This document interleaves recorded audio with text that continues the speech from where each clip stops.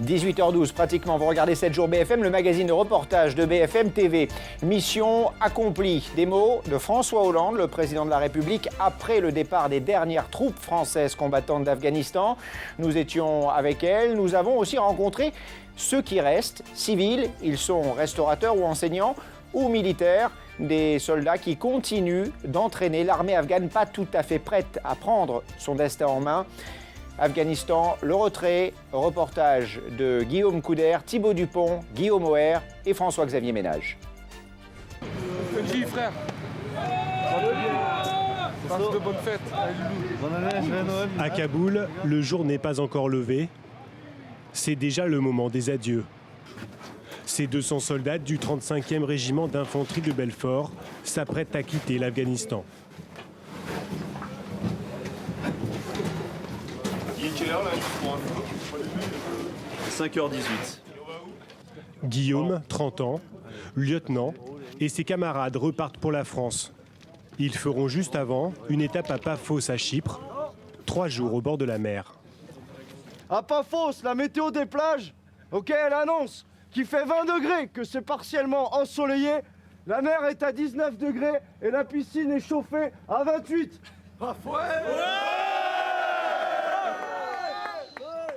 Guillaume et ses hommes étaient basés en Kapisa, chargés d'assurer la sécurité des soldats qui quittaient la dernière base française avancée. 6 semaines de mission, l'une des dernières étapes du retrait français. Une chose est sûre, c'est qu'il y avait de l'engouement, il y avait de la volonté de réussir. C'est pas pour rien que l'Afghanistan, c'était la mission à faire. Et cette mission s'achèvera dans 30 minutes. À la fin de ce dernier trajet, en convoi, entre la base de l'OTAN et l'aéroport militaire. La fin de 11 ans de présence française. 88 soldats tués, 700 blessés.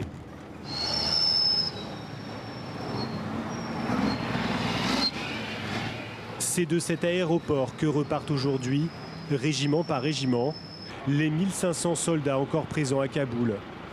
Il n'y a plus aucune province sous contrôle français. Les Français ont quitté leur base avancée avec 1 an d'avance, en laissant le contrôle aux Afghans.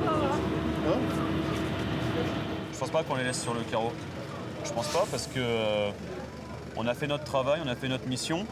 Ce sont quand même eux qui sont en mesure de prendre leur avenir. Ils sont volontaires. J'ai fait ce que j'avais à faire. Ma section a fait son travail. Le détachement a fait leur mission. On n'a pas à rougir. Le lieutenant et ses hommes vont donc retrouver leur famille dans quelques jours. Ils font désormais partie des 60 000 militaires français qui y ont servi en Afghanistan. Faut penser à autre chose maintenant. Oui, la page est tournée. La page est tournée, ou plutôt la page est en train de se tourner.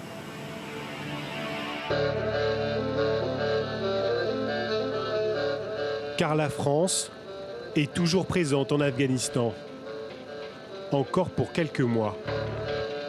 Des forces chargées de mener à bien le retrait français et de préparer les Afghans à assurer eux-mêmes leur sécurité.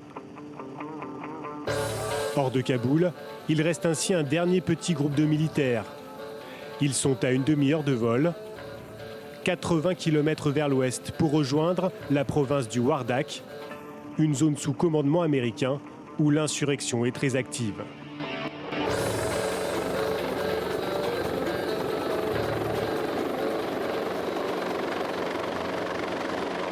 C'est là que sont basés 49 gendarmes.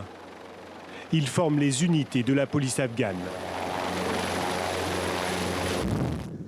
Aujourd'hui, nos gendarmes français vont rendre l'une de leurs dernières visites au petit fortin de la police afghane qui protège la vallée.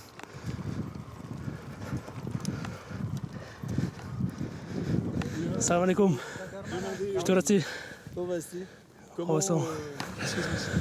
Est-ce que les radiateurs fonctionnent? Nous ne vous oublions pas. Vous pouvez leur traduire? Nous avons déjà acheté 2 ânes si jamais il y a trop de neige cet hiver et que les véhicules ne peuvent pas monter. Comme ça, ils pourront être approvisionnés en essence et en nourriture. Ces bâtiments, installés par les Occidentaux pour surveiller la zone, ont donc été confiés à de jeunes recrues afghanes. Car à 2600 mètres d'altitude, Sinon ça glisse. Hein. cette crête peut servir de point de passage aux talibans pour s'infiltrer dans la vallée. Loïc, sous-officier de gendarmerie, fait le tour de la position pour s'assurer que tout est prêt en cas d'attaque. Donc ici c'est un endroit stratégique parce qu'il permet de contrôler la route qui vient du Logar et qui accède par ici à la vallée de Dachatop. Ensuite cette position nous permet de surveiller les deux flancs de la montagne pour empêcher tout tir de roquettes qui sont dirigés soit sur nous, soit sur le camp américain qui est situé juste à côté de nous. En plus des conseils militaires, la visite des gendarmes relève aussi de la mission sanitaire. Dans l'un des baraquements, Alexis, le médecin-chef, contrôle lui l'état de santé des policiers. Ici, vous n'avez pas mal? Ici, non? Ici? Ok, c'est au niveau des côtes. Je cherche toujours la tuberculose quand je trouve quelqu'un qui tousse, parce que là, on a un gros problème pour tout le monde. Mais pour le moment, j'en ai pas trouvé chez lui, c'est bien. Bon, le gros problème ici, c'est bien sûr le froid. Ça va, il y en a un qui est très bon. Le froid, les problèmes digestifs aussi, parce que la nourriture, bien évidemment, est un petit peu rare et puis pas toujours équilibrée. Et puis, comme tout à chacun, il y a du diabète, c'est des pathologies assez classiques. Hein. Des maladies courantes, mais pour lesquelles ces jeunes policiers n'ont pas les médicaments nécessaires. Il manque de tout. Pourtant, ce sont eux qui devront, après le départ définitif des Occidentaux en 2014, assurer seuls la sécurité de leur pays. C'est pour cela que juste en dessous, dans la vallée, les gendarmes français terminent la formation des forces locales dans ce camp de la police afghane. Alors que le retrait bat son plein, Loïc quittera la province du Wardak en avril. Salam alaikum. Are they ready for the exercise? Qu'est-ce que ça vous fait d'être parmi les derniers Français dans des postes un peu avancés comme ça en Afghanistan? C'est une fierté, puisqu'on va terminer la mission. J'espère avec le sentiment d'avoir donné le meilleur de nous-mêmes. Les personnels ici afghans ont, je pense, atteint un bon niveau. Et il va falloir qu'ils continuent à progresser sur le chemin qu'on leur a tracé. Aujourd'hui, Loïc supervise une série d'exercices. C'est très sérieux, même si les armes des futurs policiers afghans sont pour l'instant orange et en plastique. Une manière d'éviter les accidents, mais d'éviter aussi que d'éventuels insurgés, infiltrés parmi les élèves, n'ouvrent le feu sur les formateurs.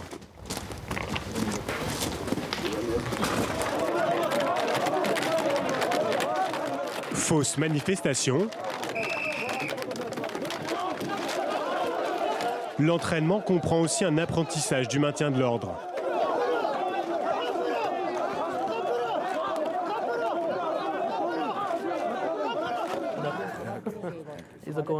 Maintenant, Loïc n'a plus à intervenir directement. C'est l'officier afghan qui dirige lui-même l'exercice.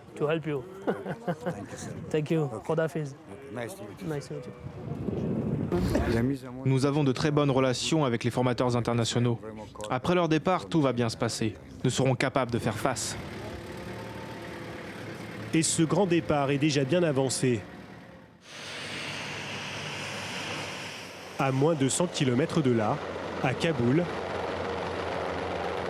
les derniers soldats français ont presque tous été regroupés dans la capitale. Un gigantesque déménagement. Ok, c'est bon. Nous sommes dans l'immense camp de l'OTAN, le camp de Warehouse. Cela signifie entrepôt. En ce moment, il porte bien son nom, car la base est devenue une gigantesque zone de fret. Tu fermes le bouchon de la prise de parc, s'il te plaît. Ces hommes mettent en œuvre le désengagement, c'est-à-dire le rapatriement du matériel.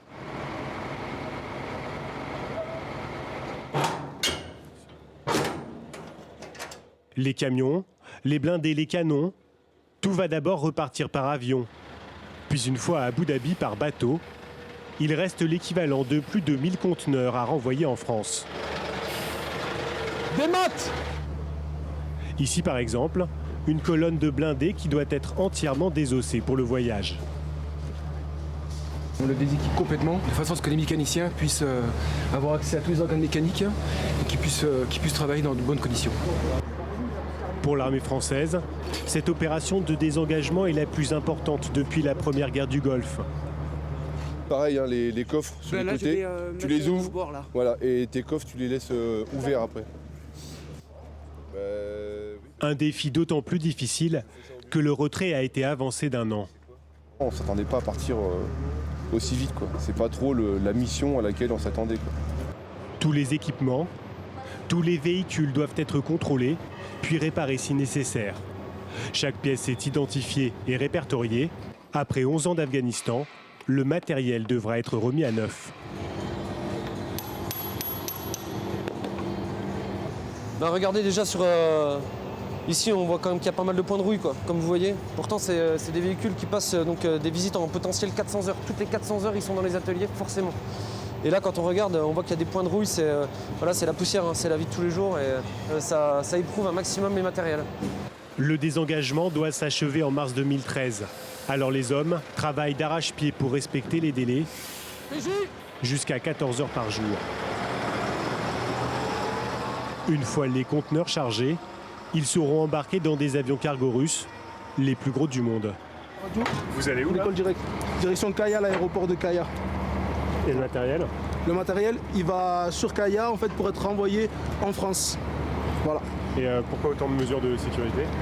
Parce que les itinéraires, malheureusement, il y a des menaces, donc on fait très attention. Des colonnes d'énormes camions chargés de matériel sensible qu'il faut escorter.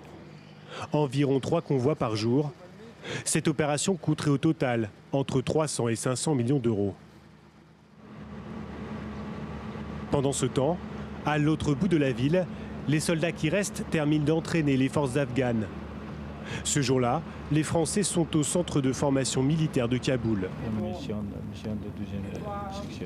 Le commandant Bertrand est ce que l'on appelle en langage militaire un mentor, un instructeur. Il conseille les militaires afghans pour préparer leurs soldats. Aujourd'hui, il accompagne un exercice pratique pour ces jeunes recrues. Ils vont devoir s'emparer d'une position fictive tenue par des insurgés. Ces garçons, c'est des jeunes qui viennent déjà de régiments, de bataillons qui sont déployés dans les provinces. Ils viennent ici pour un stage de 26 semaines dont ils sortent lieutenant. Et mon rôle, c'est de faire remarquer les petits manquements ou les petites erreurs, les choix qui sont peut-être pas toujours très heureux.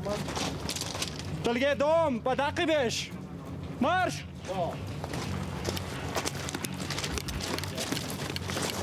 Et des petites erreurs, il va y en avoir plusieurs.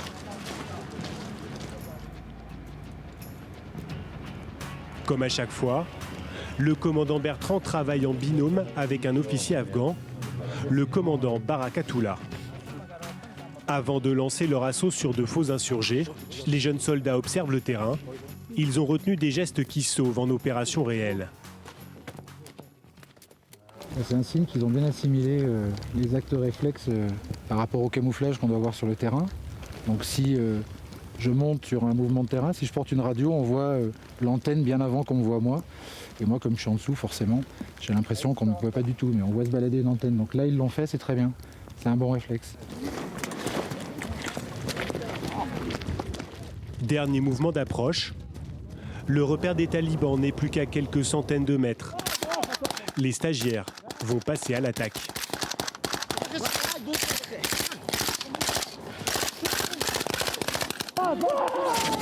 Un assaut à l'afghane, comme on dit ici. 200 mètres en courant, à découvert et sous les balles. Heureusement pour cette fois, des balles à blanc.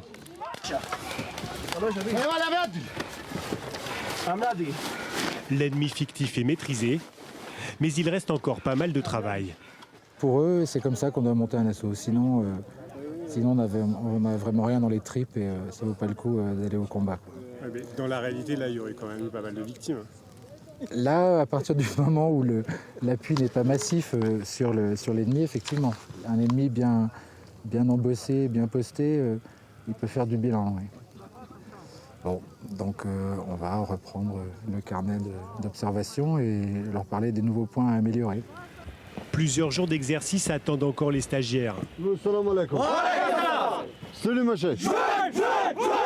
Alors le colonel Osman, leur chef, est venu encourager ses hommes. Malgré le manque de matériel et les lacunes d'organisation, il n'en démord pas. Son armée sera prête. Nos officiers et sous-officiers sont autonomes. Ils pourront remplir leur mission. Ils sont très courageux et ici, ils ont vraiment appris beaucoup de choses. On pense qu'en 2014, on sera prêt à garantir la sécurité et à protéger nos frontières.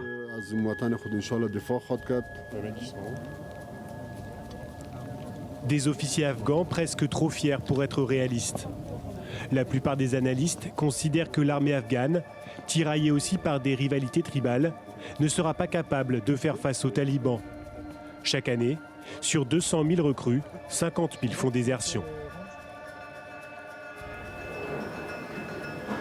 Dans quelques mois, quand les derniers militaires français seront partis, il y aura toujours à Kaboul des civils. Des Français qui ont décidé de vivre et de rester ici. Dans l'immense capitale afghane, 3 millions d'habitants, une Française a ouvert un restaurant. Je ramasse un peu les tables. Oh, qu'est-ce qu'elle est belle! Nasrine, ancienne parisienne d'origine iranienne, est installée ici depuis 10 ans. Comme ça, c'est bien. Après la chute des talibans, elle a quitté la France pour tenter l'aventure ici avec son mari, pour participer à la reconstruction du pays.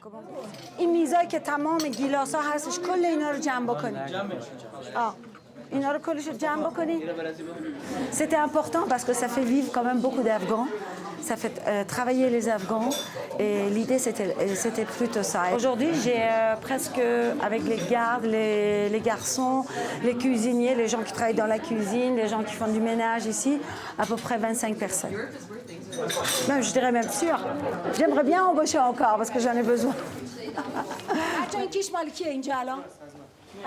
En cuisine justement, ces jeunes Afghans au fourneau pour préparer des plats français. Ils viennent de partout dans le pays. La plupart n'avaient jamais travaillé dans un restaurant. On les a formés, ça veut dire que c'était au départ, on a eu beaucoup de gens qui se sont présentés et on les a mis à l'essai et en même temps on leur a appris de faire ce qu'il y a à faire. Ce sont des jeunes que si on leur donne une opportunité d'apprendre, ils apprennent très vite et très bien. Farid fait partie de ces jeunes qui ont appris ici un métier. Il est boulanger-pâtissier. Comme beaucoup de ses collègues, il craint pour son avenir. Après 2014, si la sécurité se dégrade, les expatriés risquent de quitter le pays, ce qui menacerait leurs emplois. On aimerait bien que les militaires soient là pour notre sécurité. J'ai peur qu'on revienne comme il y a quelques années avec les talibans, l'absence de sécurité. Ça nous inquiète beaucoup. Pour l'instant, le restaurant de Nasrine ne désemplit pas. Elle compte rester à Kaboul. Lorsqu'elle sort en ville, elle prend quand même ses précautions et se déplace surtout en voiture. Peut-être qu'on passe devant, cache la caméra un peu, non? Là maintenant? Peut-être. La sécurité à Kaboul est bien. C'est que maintenant les gens ils ont appris le goût de la vie normale. Mais de temps en temps, tout d'un coup, il se passe quelque chose. Ou des fois aussi, il y a des alertes que nous avons les informations qui viennent de nos ambassades et tout ça. Nasrine veut nous montrer que l'Afghanistan est en train de changer. Elle nous conduit chez des amis.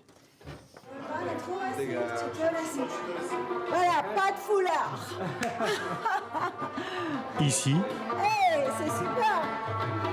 ils fêtent l'ouverture prochaine d'un salon de coiffure et d'une galerie d'art. Des jeunes gens de la bonne société afghane qui veulent prendre en main le destin de leur pays. Après 2014, l'Afghanistan ne sera pas les États-Unis ou l'Europe. Mais notre pays ne va pas s'effondrer. Il restera le même, avec ses défis.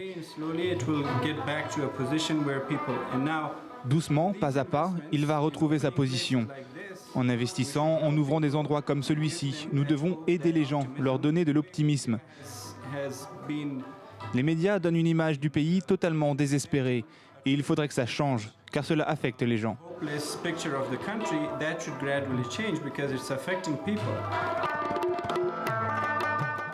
Mais le chemin à parcourir reste immense.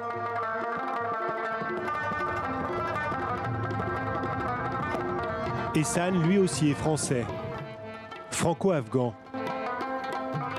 Et il a choisi de vivre à Kaboul. Il s'inquiète pour les mois qui viennent.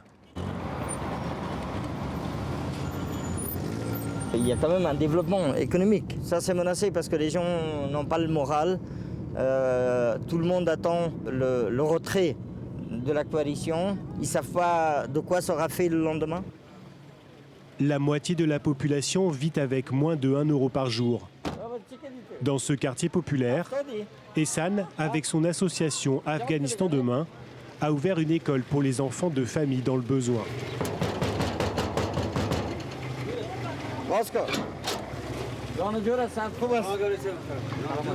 À peine arrivé au centre, nous entendons une explosion avec l'impression qu'elle a eu lieu à environ 1 kilomètre.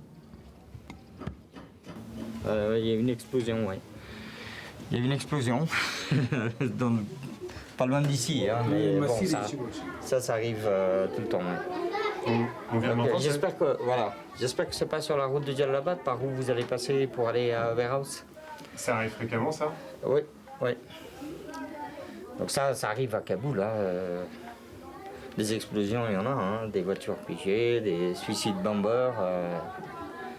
Il y en a tout le temps à Kaboul. Salam alaikum. Salam alaikum. Mais les attentats au quotidien ne perturbent ni Ehsan, ni les élèves du centre. Ici, ils sont 130 à étudier tous les matins. Le reste de la journée, ces enfants travaillent dans les rues de Kaboul pour aider leur famille, comme le petit Zarif. Moi, je lave les voitures dans la rue. C'est difficile parce que je me blesse les mains, il fait froid et je n'ai rien pour me réchauffer. Je suis content d'être à l'école pour apprendre un métier. Je voudrais devenir professeur, ingénieur ou médecin. Des rêves d'enfants dans un pays en guerre. L'Afghanistan, ce sont des familles épuisées par la violence, la précarité et le fanatisme. On est triste de les voir dans cet état-là. Les familles de ces enfants sont en difficulté à cause de la guerre. Nous, tous les moyens que l'on a, on les met à leur disposition pour qu'ils s'en sortent. Et surtout, ils ont besoin de beaucoup d'affection. Et nous, on leur en donne.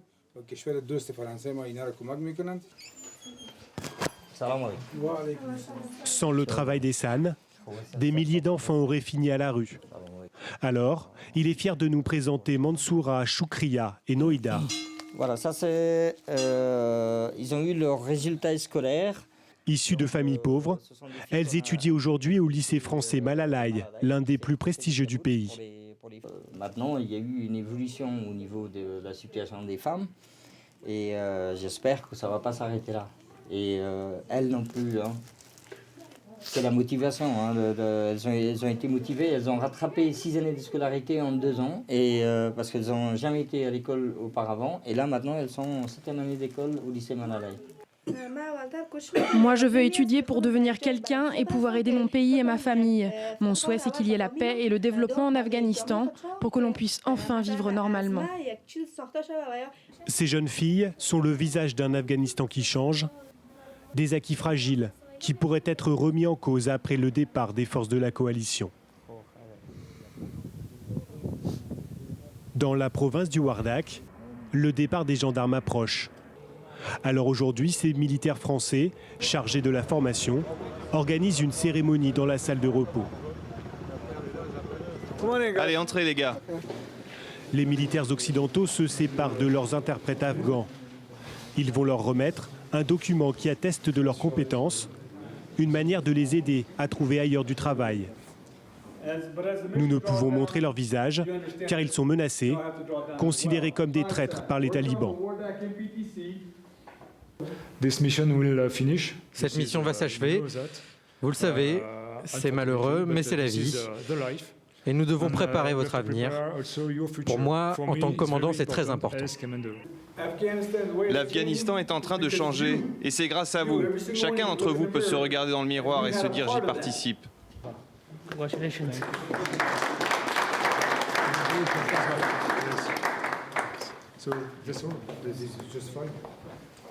C'est des gens avec qui on a travaillé, avec qui on a échangé une partie de la formation. Donc, sans eux, on n'aurait pas pu travailler vraiment.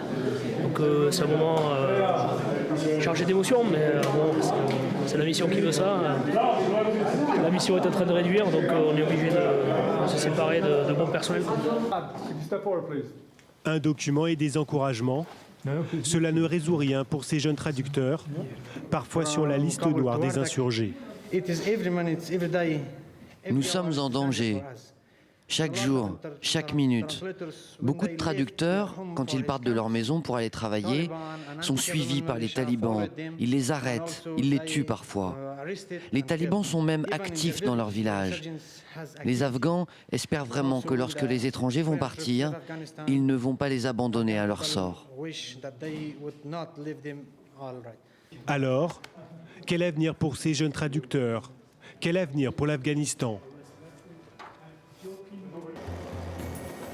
Après 11 ans d'intervention étrangère, les Afghans paraissent tiraillés. Angoissés à l'idée d'un retour des fondamentalistes, mais impatients aussi de voir les soldats français et étrangers quitter leur pays.